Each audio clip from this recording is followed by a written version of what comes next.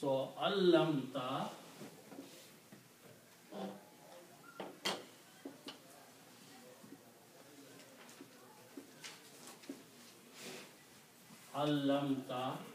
means you taught.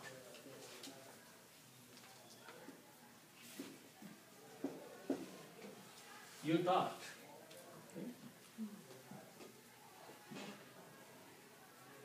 Fa'alta, you did. Allamta, you taught. Okay? You taught. And na means us. Us here means angels. You taught means you, Allah subhanahu wa ta'ala. Na means us, means the angel us. Okay? So the word in the Quran is allamtana, which is the combination of these two words. We join these together, allamta and na. This is the word in the Quran. Allamtana, you taught us. There is a word before that, I'll explain that, but allamtana means you, and here you is Allah subhanahu wa ta'ala, taught us. Okay? So their reply is that you taught us. Allah, you subhanahu wa ta'ala, you taught us. Okay? Ma means whatever or that which. Ma means, ma has multiple meanings, but one of the meanings is whatever or that which. Okay? So the word ma means that which.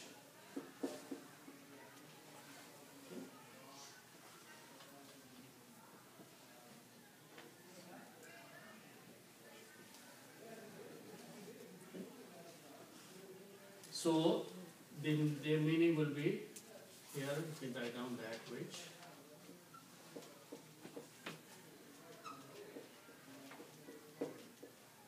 So their reply is that we do not know illa except that which you taught us. You did not teach us everything. Whatever you taught us, we know only that.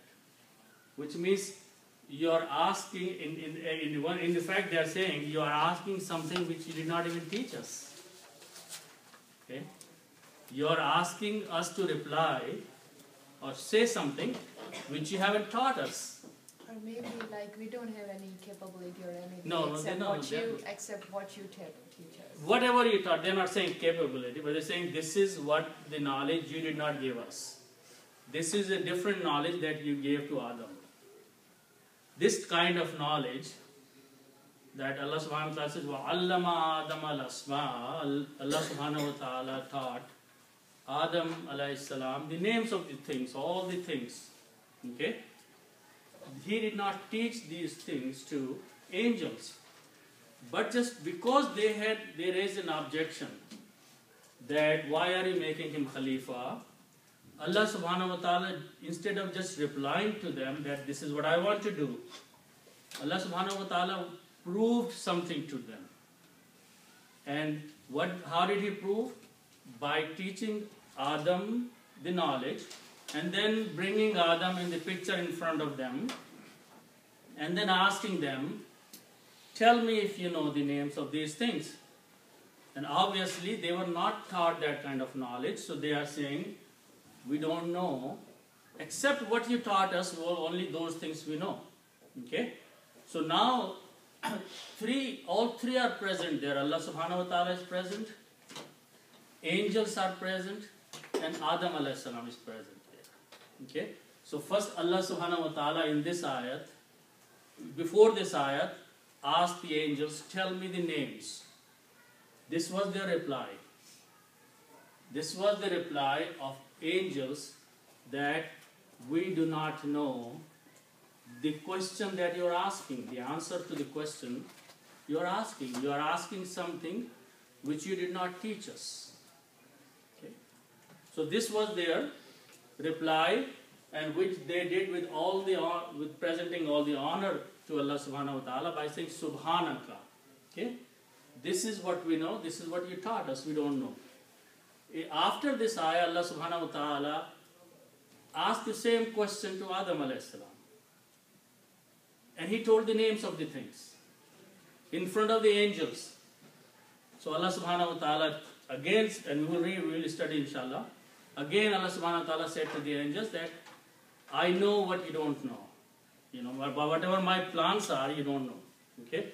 But here, this whole thing was to prove to the angels that knowledge is the thing which is making human being superior over any other creation of Allah subhanahu wa ta'ala. It is the knowledge, the right knowledge.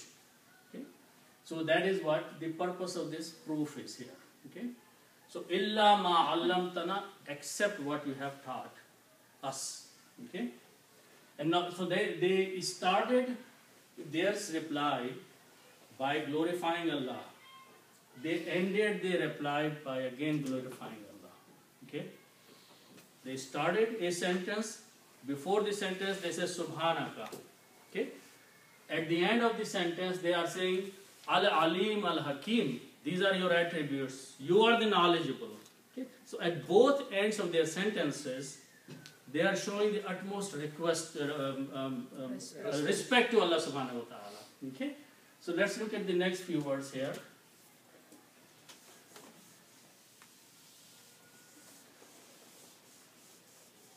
And not only that, but they have brought the emphasis and intensity in their statement by using the word innaka. Inna, again, so let's first write down. The word is inna.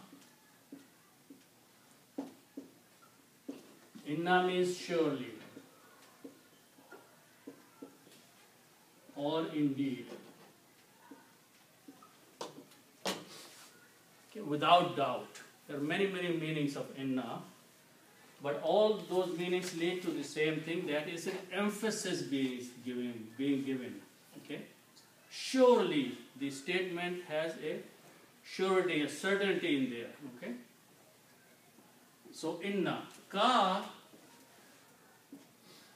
means you. And again, you is Allah subhanahu wa ta'ala. So they are saying, angels are saying that indeed you. Okay? Without any doubt, surely you.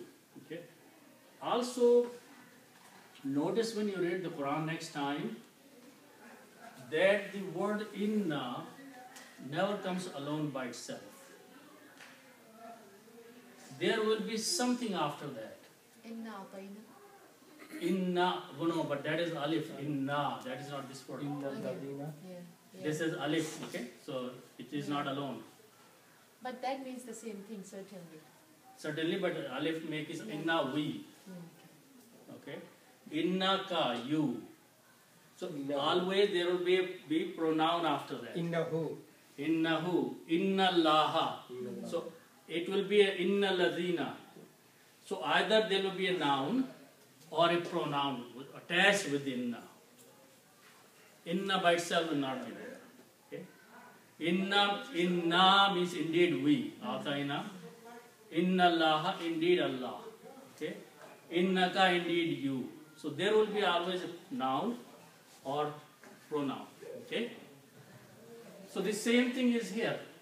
Okay? Innaka, indeed you. Okay?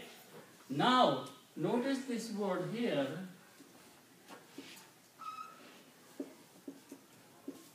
Anta. Anta means you. It's a single. And this one is for also singular.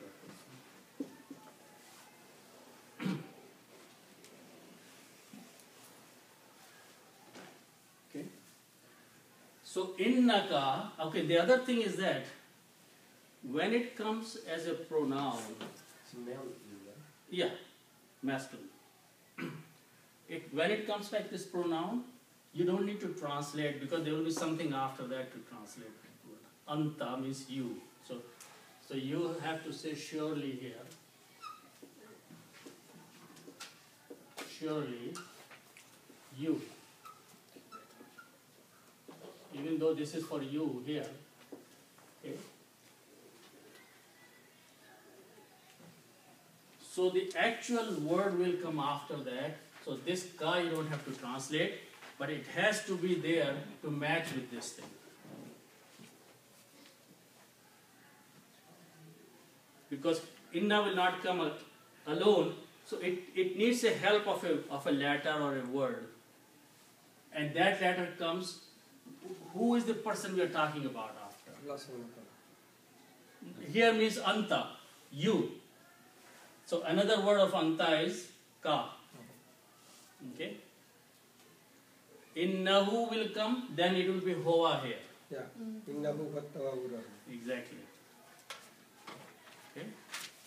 So there's more emphasis to this inna cannot come alone, it needs some help.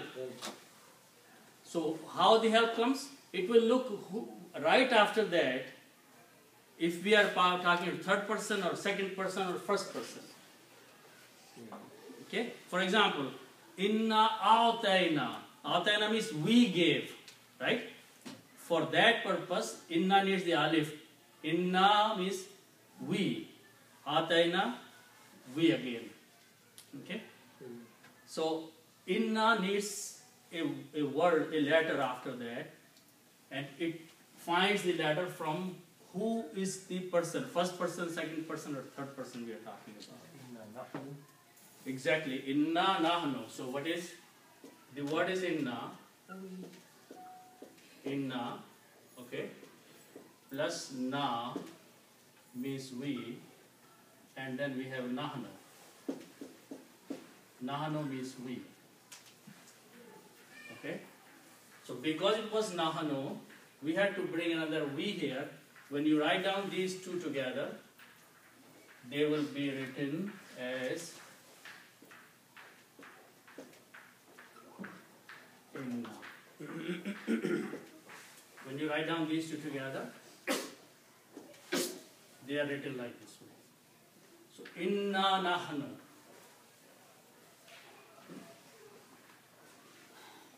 So innaka anta, in translation it will be translated only surely you. You don't need to translate twice. Ka and anta.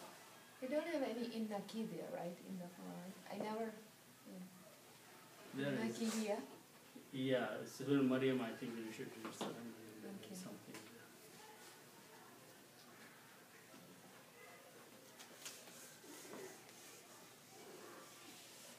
Innaki kunti, I think. There is something. Okay, so that they are saying to Allah subhanahu wa ta'ala, innaka anta, indeed you. Also, if you notice that because of this hamza here, this allam tana has a mad on it. Okay? So you have to pronounce allam tana long. Okay? Then the next word is and, lam and mim and ha, ka and mim. This means to know, and this means to be wise or to judge.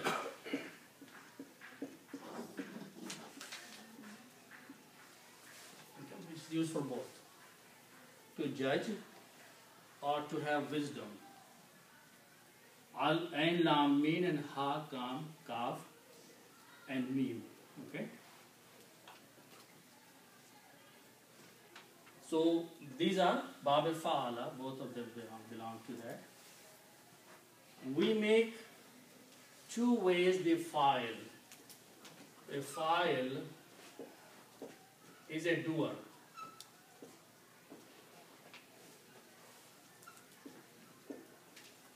Okay. If I put an alif between the first and the second letter, this will be fa'ilun is the actual word. It becomes doer. Okay? There is another group of doer which is called fa'ilun.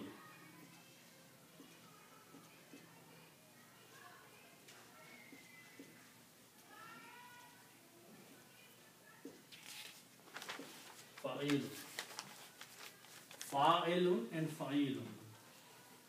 Fa'ilun is some intense doer.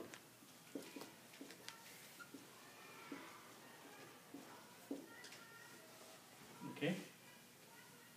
The word intense I use here, it's not used, but just for explanation. Doer is someone who just do something. Okay.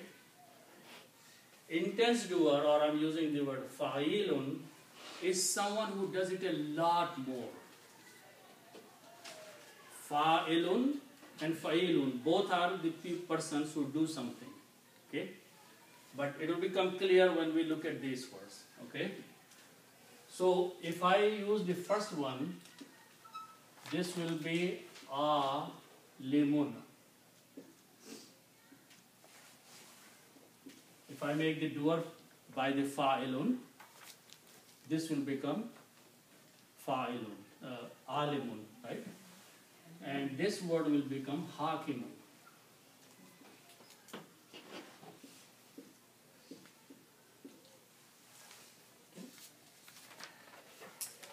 Alimun is a person who has some knowledge. Alim, we say, alim is a person who has knowledge. Okay? So I used fa'ilun. If I use this fa'ilun, then this word will be alimun.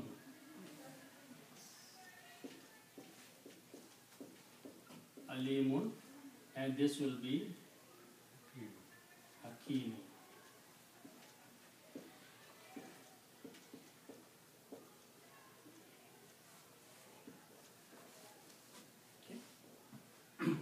So what's the difference between alimun and alimun? Or if you stop, you can say what's the difference between alim and alim? Okay? Alim is someone who knows something. You can go to college, you can get a degree, and you can be called as alim. Alim is someone who knows everything. Okay? So this is the attribute of Allah subhanahu wa ta'ala. You cannot call a person who got a diploma from a college him alim. You can call him alim. Okay? So difference is that one has simple knowledge, one has very intense knowledge, complete knowledge. Okay? So that's the difference between these two words. Fa'ilun, a doer, which is a simple doer. Alim, simple knowledgeable person. Fa'ilun is alimun. Alimun is the one who knows everything. Okay? Same thing here. Hakim is someone who, we use this word as for a ruler, or for a judge, or for a wise man. Okay? Hakim. In generally it is used in three different ways here. A ruler is a hakim, a judge is a hakim, or a wise man is a hakim. Okay? Hakimun is the one who has all the wisdom. Okay? So this word is again used for Allah subhanahu wa ta'ala. Okay? Hakimun, the one who has all the wisdom. Okay? Since it has two meanings, so does it mean the intense judge? Well, you don't use the word intense, but all wise. In the translators use the word all wise. Complete. But they use all dash wise. If you read the translation, Pikta's translation or someone, he will translate this as all wise. All wise means all the wisdom he has. Allah subhanahu wa ta'ala. If you translate to as a judge. Just to say hakim. I mean, it's all wise or all judge, no. Complete judge. But hakim and hakim have these two different meanings. Hakim is just something which is lower level, simple, limited. Hakim is unlimited. Likewise, alim has a limited knowledge. Alim has the unlimited knowledge. Okay? So that's the difference in the, and if you notice that most of the names, attributes and Asma'ul Husna of Allah subhanahu wa ta'ala are at this scale, are at Fa'il, Kareem, Rahim, Adil, all those are the intensity, unlimited attributes of Allah subhanahu wa ta'ala. Okay? So again, there is some understanding, some misunderstanding once people start learning a little Arabic. They say, how can we name our child Alim? A lot of people have their name Salim, right? There are a lot of children who have, or adults who have their name Hakim. How do you name? Because it is the attributes of Allah subhanahu wa ta'ala. Subhan. Subhan also. But let me finish this one first. People, when they learn these things, they started thinking, did we name our child wrong? Because this is the name of Allah subhanahu wa ta'ala. Did we name our children the name of Allah subhanahu wa ta'ala? No, there is one difference. Okay. Look the word in the Quran here. Al-Hakim. The word is Al-Hakim and Al-Alim. Okay. So you cannot name Al-Hakim. Al means the.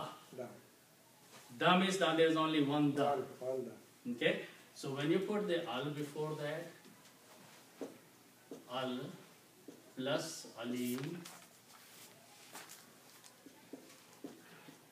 alimun, this becomes al alimu, because al removes one dhamma. Okay, so the word becomes al alimu, and if you start, you say al alim. This goes with Allah subhanahu wa ta'ala. You cannot name someone al alim. You can name someone alim. Okay, but here it becomes the most, the wise, and there is only one. Okay, so this is the name, Asma'ul Husna. This is the name. Okay, this is the quality, attribute, sifat. Right? So this is the name of Allah subhanahu wa ta'ala. You don't name people Al-Alim, Al-Hakim. But still you're giving Allah sifat to somebody's name. So yeah, Allah is Rahim, we can be Rahim to people, right? Allah is Kareem, we can be Kareem to the people, we can be nice to people. So because in human being, Allah subhanahu wa ta'ala has put all the qualities at a limited scale. But this alim is like intense. When you come with the unlimited scale, yeah. So it's better you use with something like the Abdul. Okay, so that is another thing. Yeah. It's because it's so intense. Now, but again, remember that when you give someone the name Abu, then you name him Abdul Alim. You don't name him Abdul Alim. You don't name him Abd Alim. You have to say this. Now this becomes a meaning. Yeah, it's slave of Al-Alim. Yeah. Slave of Al-Alim. Al-Alim. So Al-Alim still remains Al-Alim. Yeah. You are calling a child or a person now, he is the servant of the one who has all the knowledge. Right? So you're not, so this is a better way of naming. Yeah, okay? But if you name someone Muhammad Alim, that is also okay, because now you're not saying him Muhammad Al-Alim. Yeah. But it's so a little bit, here it is. Like when you're saying Al-Alim, okay, that is the name of Allah. Allah right? subhanahu wa ta'ala, yeah. So that's not rich thing. But at the same time, Alimun is an attribute which means intense knowledge. Intense knowledge, but that belongs to Allah only. Yes, that belongs to Allah subhanahu wa ta'ala only. But this is not His name. But it's an attribute. It's attribute can be given to another human being or another person, but in this attribute will not bring all what it was there in the original word. Some attribute will come, because we call each other, Rahim. But we don't. You please be merciful to me. So then you're saying you are Rahim, right? Yeah. So because we all have some attributes of Allah, sifat of Allah subhanahu wa ta'ala in us, because He put it that way.